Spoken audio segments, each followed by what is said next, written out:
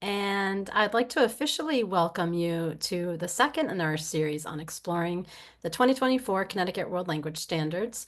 I am Rebecca Aubrey. I'm past president of the Connecticut Council of Language Teachers, and I'm very excited for this project that is being co-sponsored by the Connecticut State Department of Education to roll out the new 2024 World Language Standards for the state of Connecticut. And it is just a great honor and privilege to introduce our speaker today, Rebecca Blowolf, who not only is a leader in our field, but I also consider a good friend. I hope she considers me her friend too. So Rebecca has taught French at Wellesley Middle School in Massachusetts since 1998, but fell in love with teaching middle schoolers of all people. I love middle schoolers too. While serving as a Fulbright teaching scholar at a college in Saint-Omer, France. I hope I got that. Novice students inspire her to create engaging, age-appropriate lessons focused on global awareness. Together with a husband, she speaks non-native French at home to her own children. She earned a BA magna cum laude in American Civilization and Judaic Studies at Brown University and a Master of Education and Teacher Leadership at the Harvard Graduate School of Education. She's a National Board Certified Teacher and 2020 ACTFL Teacher of the Year. Welcome, Rebecca. Thank you so much for joining us. Thank you, Rebecca. And hello to everyone, all those crazy teachers who still want to do professional development in the month of May, when we can feel that summer is getting close and it's finally sunny out and you guys are inside on Zoom. So kudos to you to always wanting to learn more and do better for your students and for our profession. And we're a small group, and Rebecca is monitoring the chat. So I would just encourage you, if you have questions or comments, throw them in the chat, and Rebecca A will let me, Rebecca B, know what's going on so that we can chat a little bit back and forth. This is me, and these slides will be available on the recording on the website afterwards. So if you want to reach out to me, this is how. And yes, as Rebecca mentioned, I have taught at the same middle school for 25 years. And yet today I saw something I have never seen before, public urination. So I have a sixth grader I need to speak to tomorrow, and that's a conversation I haven't had before. So anyway, good preparation that I taught in France ahead of time. So I am sure you are all familiar with the 5 Cs, and you're going to get a little tour of each of them throughout this series. But today it's all about communication. And I'm sure each of the C's is very, very important, but really without communication, where are you? It is the one that holds them all up. So I know in this visual, they kind of look like they're all equal, but I don't think you could be doing anything with cultures if you weren't communicating about it or making connections without communication. So it's a really, really core one. It also means it's kind of enormous and it can be a little unclear about where to begin and end the conversation when we're talking about this aspect. So as we take a look here, we can just see that according to ACTFL, the goal really is to be able to communicate effectively in more than one language in a variety of situations and for various purposes. So I think here some of the keywords are more than one language, right? So our students are coming to us with some language and we're adding to that. And then thinking about different situations and different purposes. So how can we get the students using the language in varied ways so that they are ready for who knows what, like whatever life brings them. I never could have imagined the situations in which I would be using French when I was a French learner, the age of my students. So if we just go around the wheel, here's cultures, here's connections, here's comparisons, and there's communities. So that'll be getting filled out for you throughout this series. And when we look at communication, we're just going to break it down into these 3 standards. And I learned from Thomas Sauer some hand gestures that helped me, oops, hang on a sec, keep track of them. And so I just thought I would share that with you, whether you are a teacher who is struggling to keep them straight or if you know someone who has a hard time with them. So for interpersonal communication, that is back and forth, negotiation of meaning and interacting. So it could be spoken, it could be signed. If you're doing ASL, it could be written. And you're going to be doing that back and forth in order to share information or maybe react to something, say how you feel, give an opinion. Interpretive communication, the messages are coming at you. And so that is really about what our learners can understand, Notice the word interpret, analyze. So it's not translate and it's not word for word. But if you give them a reading, if they watch a video, if they listen to a song, what do they understand from that text? And then the last one is sort of the opposite direction, that presentational communication. So that's where the learner is giving out information, sharing concepts, sharing ideas, and they might have a different purpose. They might be trying to give you information, they might be trying to persuade you, maybe they're telling a story. And there's also an important idea in presentational, which is that there is an audience. And so, very often in our classrooms, probably too often, the only audience for student presentation is the teacher. And something that can be interesting to think about and sort of give us a lot more options is to think about who are some other audiences for my students' work. So, those are our three parts of communication. And just to have some visuals and some important concepts. So, for interpersonal, that's going to be between two or more people. And the idea here is that it is spontaneous. Okay. So, the students don't know what's going to happen next. There is no script behind the scenes. It is putting a message out, seeing what you get back, and then trying to think of what the next logical step would be. So just keeping that spontaneity in mind. For if you teach novices like I do, it can be kind of intimidating to think about what on earth that could mean for example, like a sixth grader who has French 2 or 3 times a week for 45 minutes. So how much spontaneity is there? I think probably, at those beginning levels, the students are still pulling from a small bank of memorized language, but they're choosing which expression to pull out of the toolbox when. So if the question is, what's the weather today? There should be a different answer than if the question were, how are you? That sort of thing. For interpretive, again, the focus really is on showing comprehension rather than translation. And so, what is your interpretation? What are you taking away from having heard, read, or viewed the signs of some piece of text? And then for presentational, that's a one-way situation. And presentational tends to be that more formal. And so often, presentational writing, presentational speaking, there's going to be some editing and rehearsal that happened ahead of time so that what you're getting is more put together. And I would just say from my own teaching experience, I had a lot of confusion between interpersonal speaking and presentational speaking for many years of my career. So I had students prepare skits from a written skit in English that directed them all the things to say. And then they would get up in front of the class and perform the skit. And they probably didn't know who their partner would be ahead of time, but they knew exactly what to say, what questions were going to be asked, and they had rehearsed that. So it looked like if you walked into my class and you didn't see the script, if you didn't know that the conversation came from a textbook and you just saw one of them, you might have thought, oh, interpersonal communication. These two kids are listening and talking back and forth. But in reality, if you stayed for like two of those skits and you heard that they were exactly the same, you would have realized, this is a presentation. These are kids who are just reciting lines at one another. And one of those kids could like fall to the floor and stop speaking, and the other kid would be ready with the next line. Like they already know what to say. So that's an important distinction that I didn't make early on in my career. So I just wanted to give some examples and kind of dive into the actful language we have to get a sense of what each of these modes of communication looks like at the different levels. So we're going to start with interpretive, and that is a very intentional place to start. In really every instance where we're exposing our learners to new topics, new units, new themes, they're going to begin by receiving a lot of information, by interpreting the messages that we are giving them before they are ready to talk or write about those topics. And so we always start with interpretive. And then we'll talk a little bit about interpersonal, again, with that spontaneous component. And then we'll look a little bit about presentational and the idea of having an audience. So, if people want to play along, you could turn your cameras on if you're up for it, and you could give the hand sign for the mode that you think is on display with a particular task. And if you're not up for it, I respect that. I myself am just coming back from the swimming pool and I'm a little bit more of a mess than I was earlier in the day.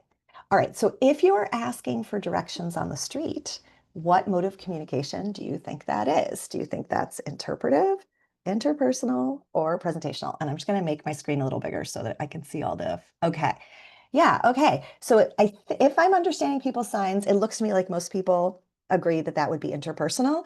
And I do think it's interesting, like I at least, tend to teach my students how to ask for directions, and they're able to do that linguistically way before they're able to understand pretty much any answer they're going to get.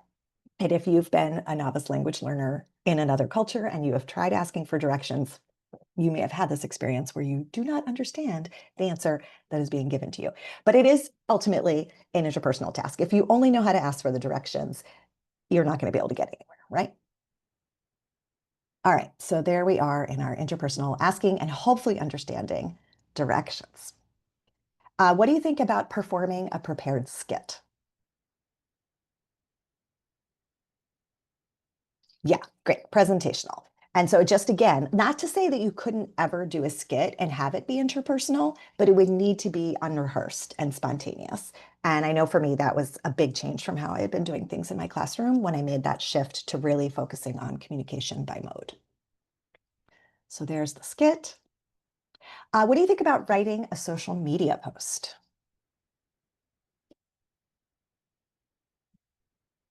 Yep, definitely presentational.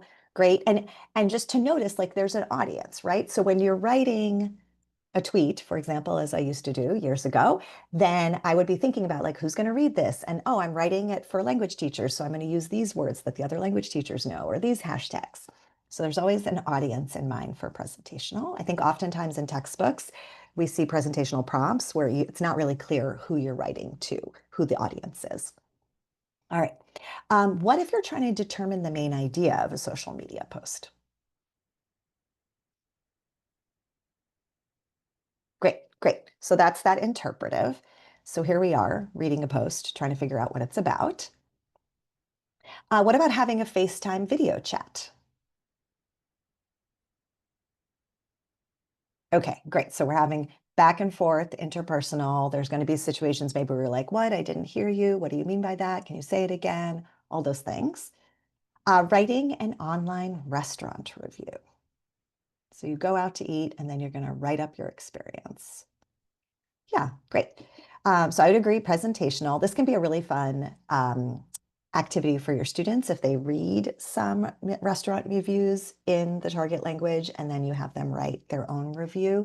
There's a kind of a formulaic setup for how we write a review. And so that could be a nice model text for them then creating their own review. So that would be presentational. And again, the audience is clear, right? People who are considering visiting this restaurant are the audience for your post. So we kind of solve that mystery in the assignment, if you will.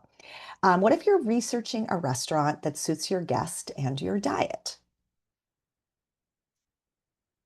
Trying to figure out, like for my mom, I need gluten-free and what else is my mom? Gluten-free and vegan, but she eats meat. So like no dairy, no eggs. Yeah.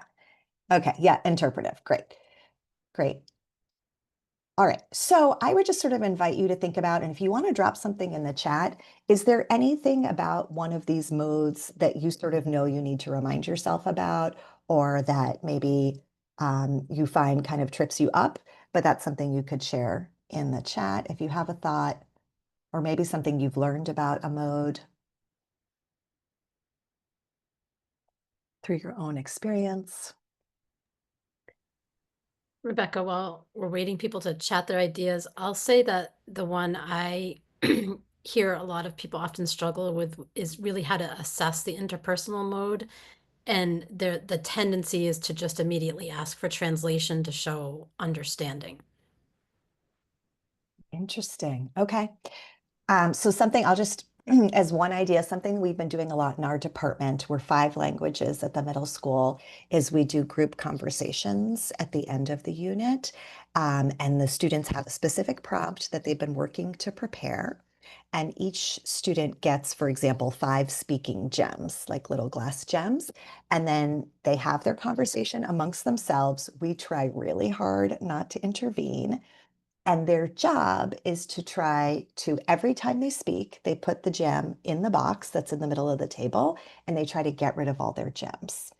And we use a rubric that encourages them to think about not only saying 5 things, but making sure that they're helping everyone else be part of the conversation. So that really encourages question asking. And they are well aware from the rubric that the entire conversation needs to happen in the target language, which then can yield some cool moments where, like, they watch a kid who's struggling and they're like, le restaurant, le café, like they're trying to help them. And so that's like more of that spontaneous back and forth.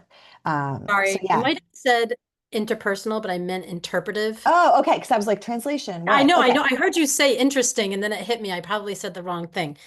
Interpretive. There's a tendency to struggle with how to assess interpretive and just fall into translation. Gotcha, gotcha. Okay, thank you so much. Yes, so definitely take a look if you're not familiar with the ACTFL IPA questions for interpretive. I think that gives you like a nice repertoire of options.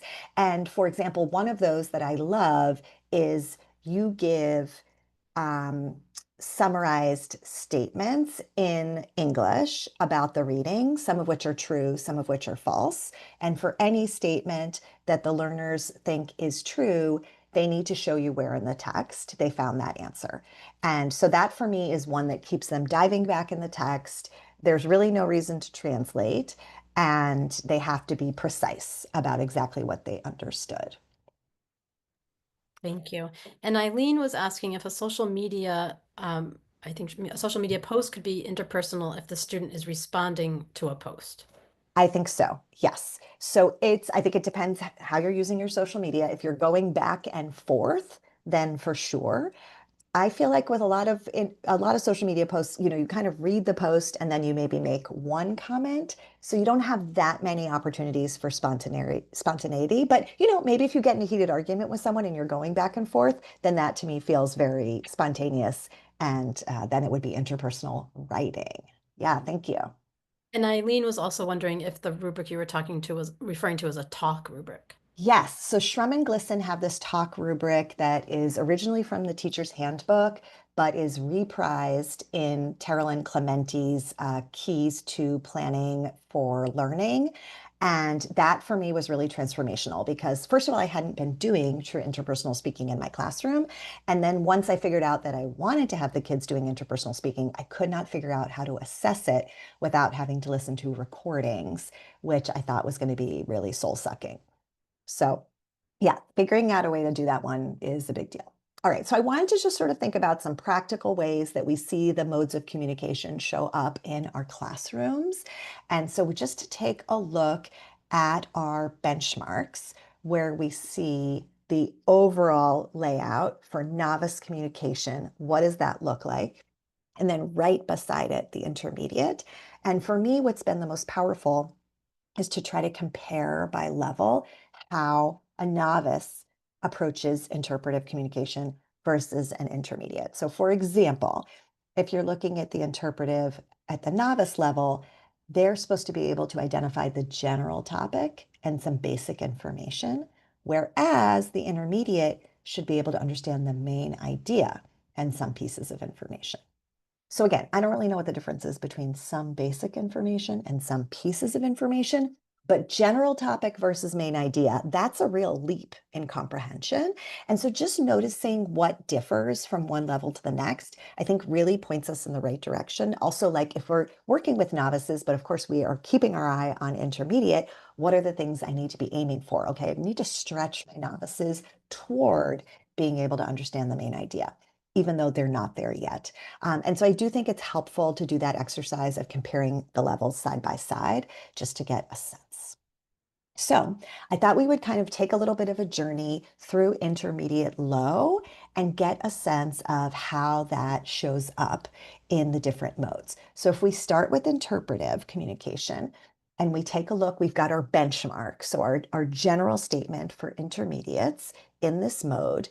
And then we break it down into our sublevels. We could look at just the intermediate low, identify the topic and related information from simple sentences in short informational texts.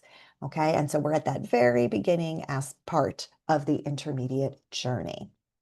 And then from there, and I really love using the can-do statements from ACTFL for both for inspiration, if I need inspiration, but also to kind of keep me in check because sometimes I'll start writing can-do statements and then I'll realize I've ventured pretty far from the core text. So if we look at some examples of intermediate low, I can understand some information on job postings. I can understand a text message from a friend about an assignment. These are giving us some inspiration for what it would mean to understand the main idea, the topic, some of these basic pieces, and to kind of bring that to life and understand it in a more practical way. So you don't need to be using these exact can-do statements by any means, but if you see one that's kind of similar to something you're working on and you can adapt it, maybe even just by changing a couple words. So maybe the text message from a friend is not about an assignment, but it's about a party or it's about a holiday, that kind of thing. Then you're staying pretty true to the level and what learners at that level should be asked to do. So I do like sort of bringing myself back to these from time to time. All right. So that was our interpretive example. And then if we bring it to interpersonal and we kind of take a look, okay, so overall participating in spontaneous communication on familiar topics, sentences, series of sentences, asking and answering a variety of questions. And then we look at what that starts off as at intermediate low. So there we're starting to get into like appropriate follow-up questions, which is a really big one for our learners. I know when we're doing the group conversations using the talk rubric at this time of year with my 8th graders we're targeting intermediate low, I'm very focused on trying to get them to ask those follow-up questions, which means you have to actually pay attention to what the person answered, which that involves sort of a presence of mind that not every language learner has in the moment. And so getting in that practice of like, okay, did I really hear what they said? Could I ask a question on that topic? That's a real project. So here, and I think Eileen had mentioned, social media post communication going back and forth, that could be interpersonal. So here, exchanging texts with a friend, that's that spontaneous communication. Email with a tour operator to find more details, posting reactions to tweets, exchanging texts, all this kind of thing is, a nice starting point for what an intermediate low could reasonably be expected to do in terms of interpersonal communication. And I think maybe just to say the forum for that communication changes quickly from year to year. I remember reading like actful can-do statements where you were posting on a message board, which is not really a thing anymore, that kind of thing. So just, those change with time. And then here, if we think about that presentational communication, what do we expect in intermediate? So overall, using sentences and series of connected sentences, can you communicate information? Can you present? Can you say what you think about familiar topics? And then we can see here at the intermediate low, we're at the beginning stages of that.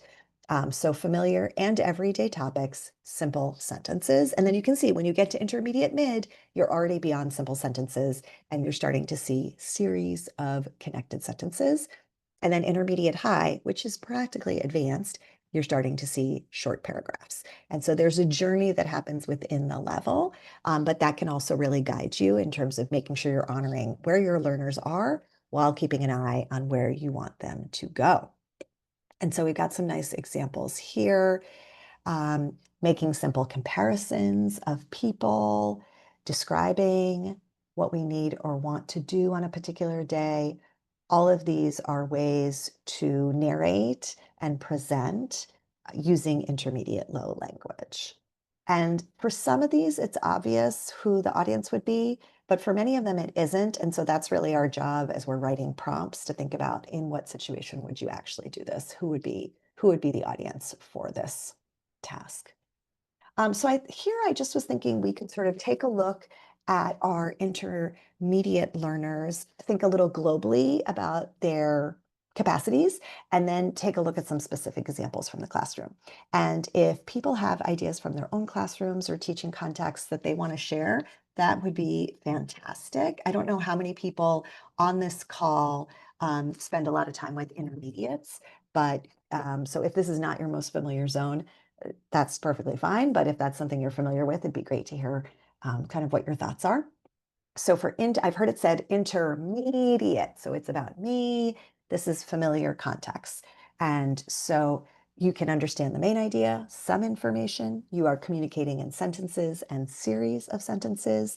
And we haven't really talked too much about intercultural communication, but being able to compare products and practices is also considered an intermediate skill, interacting at that functional level. So I've definitely heard intermediates referred to as survivors. They can get by, and that's what we're looking for at this level. So, thinking about how you would design lessons for communication, we really want a balance of those three modes. And we want the order of events to be thoughtful and really honor starting with that interpretive work and then using that as a springboard for subsequent interpersonal and presentational work. So I thought we could take a look at this unit that was born out of a textbook page from a textbook that I taught from years ago. And so this is like a very basic chapter, just sort of about the house. And it had many problems. One of them was that it was a lot of talking about your own house, which didn't work for all my students and their economic situations and their comfort about describing their homes and their being willing to share that information with peers. And so we took that in a different direction in terms of how dwellings suit people in different communities. And then the goal in our department, when we're setting like the goal for a whole unit, we always set it up as a conversation. So that interpersonal is always sort of the big finishing point of the unit is that you can have a conversation, for example, talking about different kinds of homes around the world and how they suit the people who live in them. So the journey was from the textbook towards this more thematic unit. And in each of the modes, there were certain practices that we tried to observe to make the unit really work for a proficiency-based program. So in terms of the input and in the interpretive work, we wanted to have rich input, images, videos, storybooks from children. So we had the variety of resources. And then we had to create these processing tasks. And I know Rebecca was mentioning that it can be very tempting to set up these tasks as just translate this, translate this, translate that. There's actually a lot of ways to get kids to sort of dig into the message without having to come into English. So here, I love starting a thematic unit with a children's book. Yesterday, my sixth graders started a unit on activities with a Elephant and Piggy book, where Elephant and Piggy want to play ball with a snake, but they're not really sure how to play with the snake because the snake doesn't have arms. So hijinks ensue. And here there's an example of just a children's book showing different kinds of housing, which is obviously not very realistic. And so I also love to find images and use those images as an authentic resource. So I had found a slideshow from a social studies teacher in France that just showed dwellings from around the world. And you can see there's some thumbnails of those pictures on the right. And then the students were matching the houses to very simplified descriptions of the homes in French that I had written. And so here we kind of bring to life that can-do statement about identifying the general topic and some information. And here we have an example of a short authentic text, which is the book, but also an adapted text where I have written for the students some very repetitive paragraphs with a lot of cognates and familiar words to describe the homes. And that was at a level they were comfortable reading. From there, another interpretive activity that again really keeps the students in the language can be to provide them with an authentic resource like an infographic, and then to have a Google form where there are questions in the target language about the text. So here we had been talking about the tiny house movement and what a tiny house looks like. And I had some questions that recycled vocabulary the students were already familiar with, like how many windows are there in the kitchen, or the bed is for how many people. And so that was encouraging them to recycle familiar vocabulary while showing what they had understood from the infographic. Here is another one. I mentioned earlier the ACTFL IPA template for creating interpretive tasks. So here on the right, I give potential reasons to live in a tiny house. And then for the students, If they decided a text was right, here I actually did have them explain in English what they understood. The text below the headings is quite complex. And so I was curious to know which of these they could identify. But they're still reading through the text in French and trying to pull out what they could make sense of. And then what ended up happening is those blue rectangles that had the 6 main reasons that someone would want to live in a tiny house, those 6 phrases became sort of the key phrases that we used again and again for why would you want to live in a tiny house? What are some reasons people give? And so those became keywords for our understanding of the unit. Edpuzzle is always a favorite for having students listen carefully and pay attention to the details you want them to capture while narrowing the task enough to just one little segment that they could play as many times as they want. And I think also really just thinking about we want students to have a chance to show what they've understood from a text without yet having to produce in the language or translate. And so I really love this list of verbs because they kind of give you ideas and insights of like, well, what could I do with this text? Oh, what if I had them classify the types of homes by shape? What if I had them label the homes in terms of where they are found? What if I had them sequence the events in the elephant and piggy story in the order that they happened? And to do any of those things, there's really no language being produced. And so that allows learners to show quite a bit of what they're getting out of a text without yet having to enter into producing language. Rebecca, I have a question for you Yes. from a fellow middle school French teacher. And she's wondering with interpretive assignments where many of the answers are responding to the text in English, the IPA format I've seen often require English for the interpretive mode questions, not translation. I then find it hard to go over or build on that in class in the target language we want much of our class to be in. Do you have suggestions on how to best do this? Yes. Yeah, I think that's a great question. And honestly, I have the same struggle. So something that I think about is I don't want the assessment to be unfamiliar. And so I want to do some of those IPA type tasks with the English in class so that when kids get to the assessment, they're really just showing what they understand from the text and not how familiar am I with the idea that 5 of these are true and I have to write the letters on the text or whatever it is. So I think there are some really good ones I like in class is, for example, doing a true false where the summarized statements are in the target language. And the kids then, if it's number one and they say number one is true, then they have to write a one back in the text. So when I give those kinds of tasks to my students, particularly if I only give one copy of the resource, if it's a reading, to 2 kids, then you hear, and this is like a great hack if you're going to be observed and you're worried about how much target language your students are going to use. They are just going to be reading again and again your paraphrased statements in the target language to try to figure out if they're in the article. So there's really nothing to say about it in English because they're like, maybe it says in French, Piggy wants to play ball. And so they're going to read that statement in French and then they're going to be looking in the text. Oh, yeah, here, Piggy says, I want to play ball. So, yes, true. And then they'd be writing a one if they had a photocopy of the text or whatever. So, I think a true false in the target language can be a great one. Sequencing can be a great one. And you could have just pictures. You could have, again, paraphrased descriptions of parts of the story in the target language and have them writing the numbers, classifying, cataloging. So you give the categories in the target language, and then the kids are trying to pull out words, ideas, characters, whatever that fit in those categories. I think if what you have on the page is very simple and it's in the target language, that's going to reinforce a lot of target language use.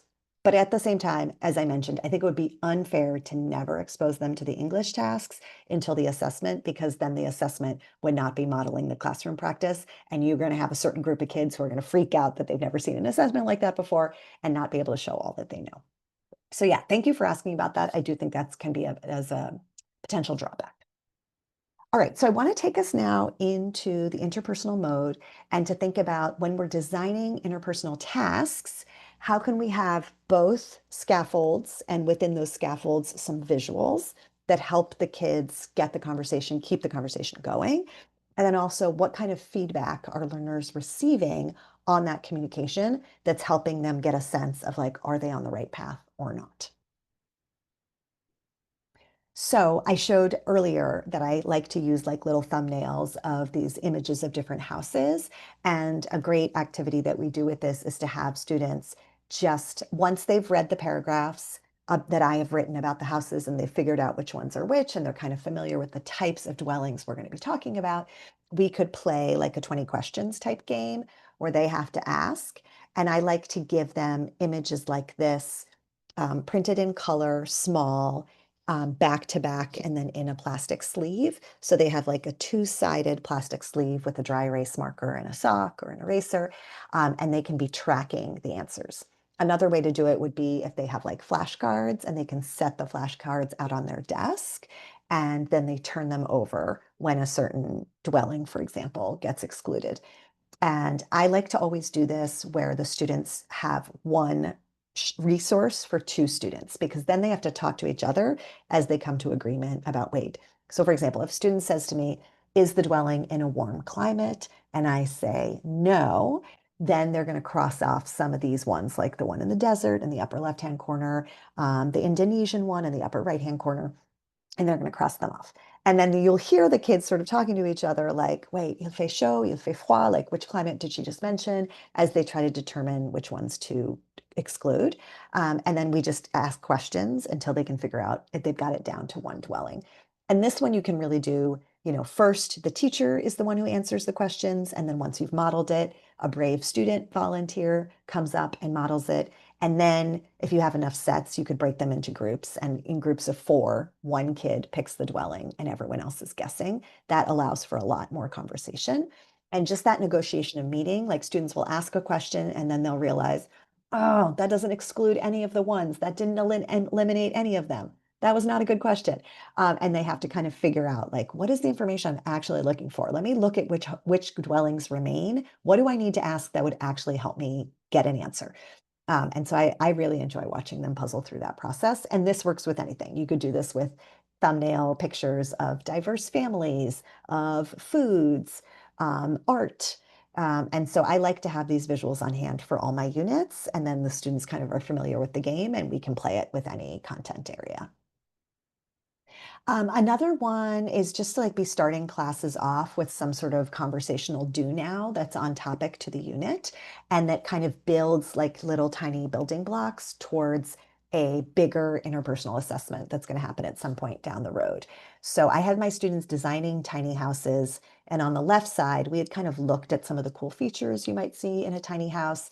And so I might put up a question that's just like, with your partner, are you thinking about including any of these elements and why? So they have the vocab in front of them, they have the visual as the support, and they can have a brief conversation. On the right, there's like an interview task. And what's important is that there's a goal for the interview. So you're going to talk to your partner about your homes, and your job is to find one thing that your homes have in common and one way in which your homes are different. So you're going to need to ask a number of questions and listen to your partner's answer in order to figure out what's same and different. And once you have one thing that is the same and one thing that is different, you know you are done. So that's kind of what defines a task. It has that finite nature, and there's actual true exchange of information. So, inevitably, when I do this the first time, the kids are like, we're done, we're done. And I'm like, oh, okay, tell me, in French, I'm saying to them, tell me what your homes have in common. And they're like, oh, it's like, oh, no, no, go back, go back. You got to actually like retain something from this. That's just another way to sort of hold them accountable and give them a chance to do more asking than they might naturally do. Ask, Ask, Switch, which some people call Quiz, Quiz, Trade, is another staple that I like to use for that interpersonal communication. And you'll see the way I'm going to describe it here is highly scaffolded. And so you would adapt this to your level. So novices, generally speaking, only know memorized questions. And so often for my novice classes, I will write out questions for them. Each student will get a card. They will ask a partner that question. The partner will ask them their question, and then they will exchange cards. So they leave that conversation with a new question in hand, find a new partner, and ask that question. So I think often in the world language classroom, the teacher is the one who's asking all the questions. And so this is a great activity to ensure that the learners are getting practice asking questions. And depending on the level, maybe the students are able to come up with the questions. Like here on the left, this is from a point in the year where my eighth graders were able to write their own questions. But if I'm doing this with sixth grade, I'm going to not only give them a card that has a question on it, but on the back is going to have either a sample answer or a sentence starter so that they can begin an answer. But that's just another one. If we, and this is not a long activity, 3, 5 minutes, but if you're doing that daily or every other day, you're really building up some good skills towards being able to have a longer, more involved conversation going forward. Another way to get kids asking questions is to think about writing surveys. And these can be surveys that just classes are taking, or if you're able to cook up some sort of authentic audience, it is pretty interesting to read other people's survey results. So my eighth graders have ePals in France, and sometimes we will work together to write a questionnaire, and then we share it with the ePals, and we take the questionnaire ourselves. And then it's very interesting for the kids to go through the data and notice like our class as a whole, what are our characteristics? What did we learn about the French kids as a whole? Compare your individual results to those of your individual assigned ePal. What do you guys have in common? What's different? Did anything surprise you? That kind of thing. But writing the questions and then coming up with different answers in the language is a whole thing. And then also, if you have a couple open-ended response ones and you have an authentic audience, it can be really interesting for the kids to try and go through and understand what are the open response answers to their survey questions. And so that's just a fun way to engage with an authentic audience in a purposeful manner. All right, so those were some interpersonal ideas. And then I want to cap this part off with the presentational. So the presentational is the output. And again, scaffolds, really important.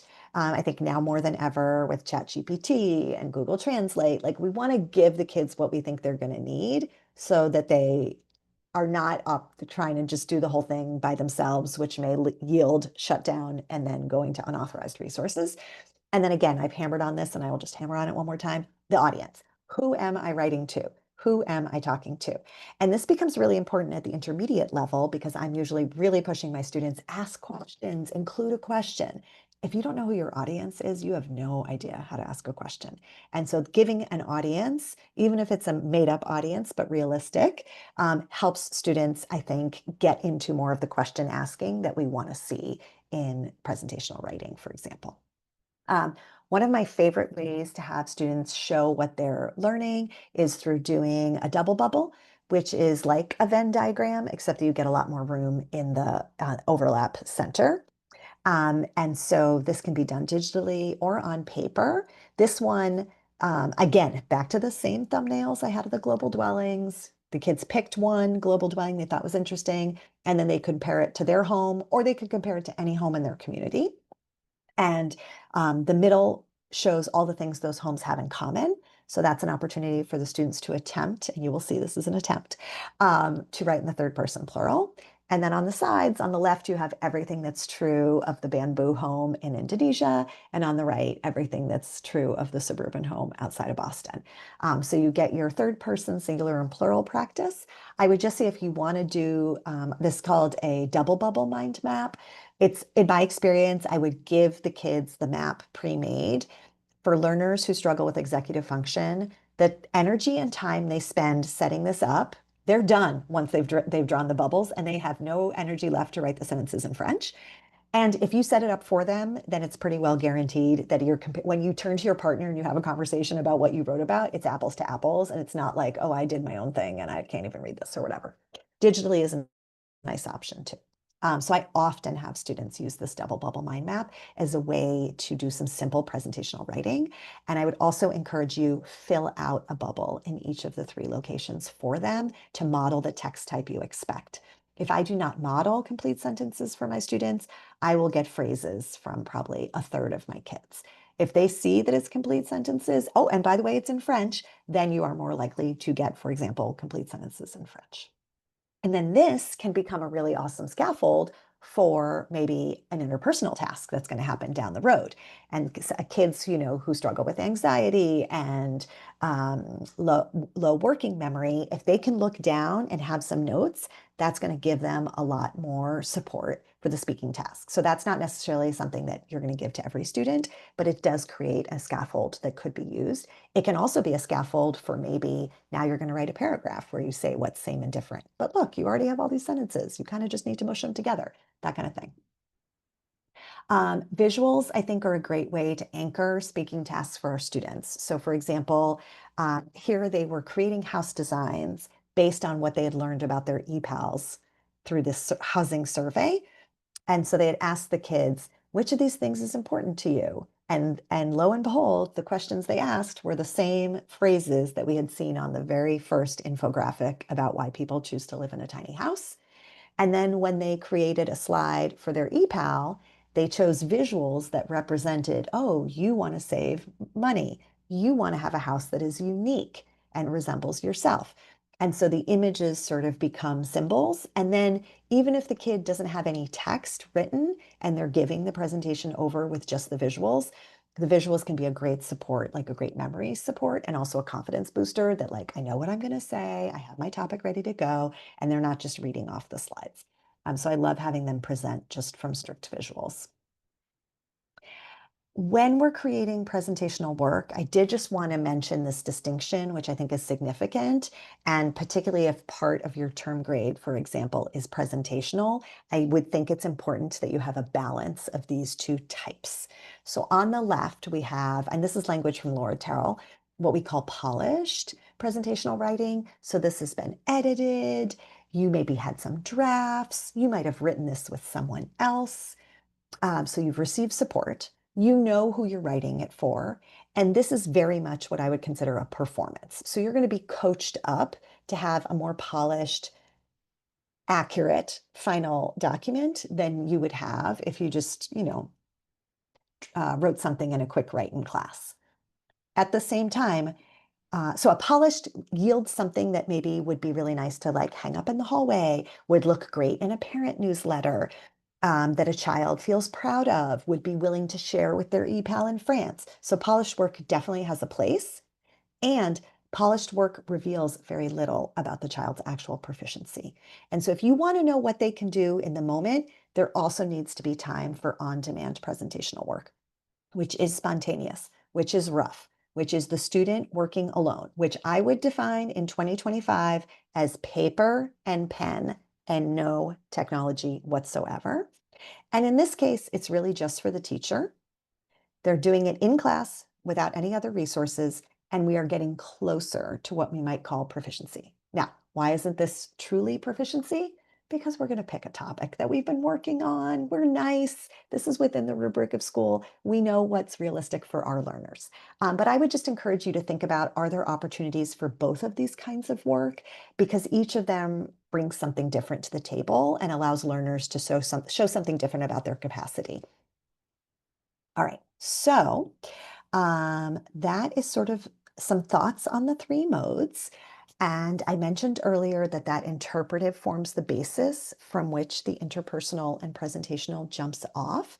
So I think that does kind of beg the question, what's the order of events here? Like, how do you start the unit? How does it evolve over a course of days? That kind of thing. And maybe I'll just pause for a moment to see, are there any questions at this time or anything people want to add on or share from their own experience?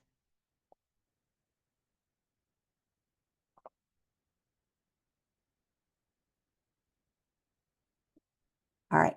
So I'm just going to do a couple visuals to think about this whole concept of input before output, by which I mean privileging the interpretive mode initially so that we can spur some production subsequently, which does not mean that then we're done with input. So it's a cycle. So if we think about this unit I've been showing you, identifying types of homes as a starting point. If we start at this top part with input, maybe the first thing is we watch a video about different kinds of homes, and there's some sort of nonverbal processing task where the kids are checking off the rooms of the house that they saw or something. And then maybe the next piece of input is we're going to do a read aloud of a children's book, and maybe the kids are sequencing the events. All they have to write is numbers. They have some paraphrased French that describes the plot. From there, we could imagine a highly guided interview. So that's like scaffolded output, where maybe you have a bunch of questions and you're providing sentence starters, and the kids are trying to go back and forth to share some basic information about homes. And then it might be time for some more input. So maybe we do that activity where they're matching the photos of the dwellings to the paragraphs. And then from that, they're ready to play the guessing game, which is also then some output as they try to speak about the homes and communicate information about which homes they're referring to. And that just becomes this whole cycle of learning. So there's really no point in the unit where you're done with input or you're done with interpretive. But I think if we get to a point where we're trying to do a speaking task or a writing task and the kids are falling back into English, getting frustrated, relying really heavily on other resources, then that's kind of a sign that it's time to do some more input-based tasks and build up the repertoire so that learners have more that they can say and communicate. So in case that's a useful visual, just to think about sort of how the modes show up day to day. So here, if we start in that left column, we could think about, okay, we're going to start by reading and viewing for meaning. We're going to watch this video of French teens showing off their homes. You're going to check off which teen showed you which part of their home. So there we're in the interpretive mode. And then from there, we could move on to an interview. Maybe the kids sketch part of their home as a floor plan, and then they interview each other.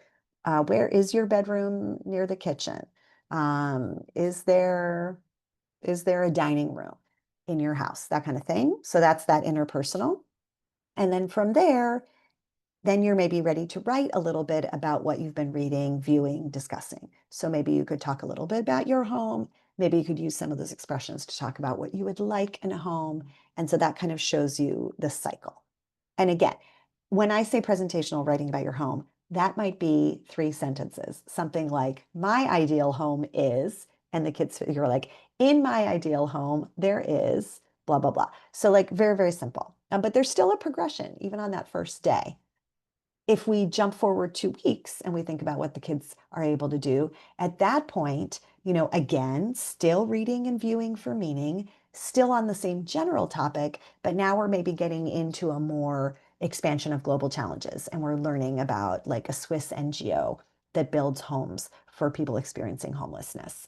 And so we're studying the website and we're doing interpretive work around that. And at the same time, we're doing this tiny house project. So we're able to do some informal interviews with peers, asking about their design, what's in your tiny house, why did you do this part? Is there a living room? Why or why not? That kind of thing. And then from there, maybe the students are ready to explain their design to their EPAL in French, along with having like a visual support for it. So that's what the progression might look like. And not that we're finishing that in one class period, but maybe that's like the first little toe into, okay, we're going to start writing this paragraph to describe our homes. How are we going to begin that? What's that going to look like at the start? So just to say that the 3 modes can show up at any point in the unit, but I really do consider interpretive to lay the base, and that there's going to be more interpretive tasks than interpersonal or presentational in order to make that sort of work. Um, the last thing I was going to mention about communication is that communication is not just us, for example, speaking in the target language in front of our students. That's just like us making sounds.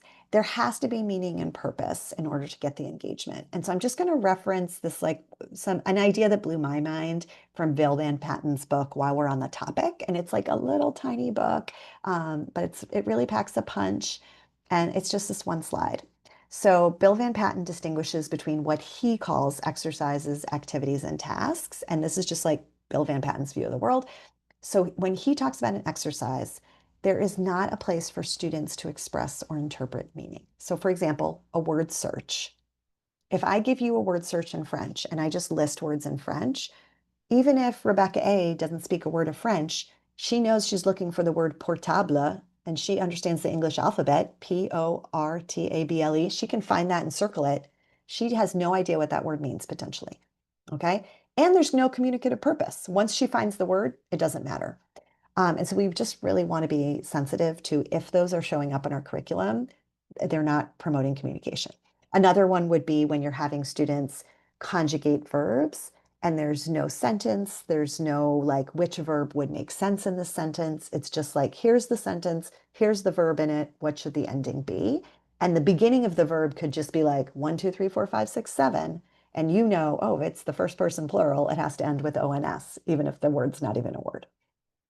The next row, the activity, there could be some expression or interpretation of meaning, but the purpose is not clear. So if I say that the do now for class is tell your partner what you did this weekend, then you can express what you did this weekend, and your partner might listen and might understand what you're saying, but you don't know why. Okay. And so that's, I think a lot of what we do in world language classes can fall into that category. And that's not necessarily a bad thing, but it's in Bill Van Patten's view, it's only partially communicative. So when we come on down to the task and we see yes and yes, we could imagine, for example, find out what your partner did this weekend and decide who had the more physically active weekend. Okay. And so that becomes the communicative purpose. It's not like find the meaning of life on earth. It's a small purpose, but you have a reason and you know when you're done. And so I think when we're talking about communication, that's really like where we want to head in this C, that we have purpose and we have meaning. And so that's like a super brief intro, but I just thought it might be useful to think about when we're in this world of communication, thinking not only about the modes, but also about having meaning and purpose. So I think that's sort of everything I wanted to talk about today. I don't know if there's lingering questions in the chat or people want to unmute and share a thought, but we'd love to hear from you. We don't have any more questions, but if anyone wants to put it in the chat, we'd be happy to respond to it, or Rebecca would be happy to respond to it.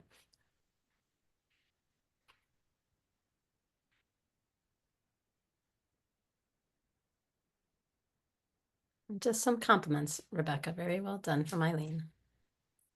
Thanks for coming, everyone. I Thank you hope it so was much. useful. Thank you so much, Rebecca, for joining us today. And thanks to all of you for joining us in the conversation. The recording will be made available, and we hope that you will join us in our future webinars, as well as our in-person summer summit on June 25th. Have a great afternoon, everyone. Thanks so much.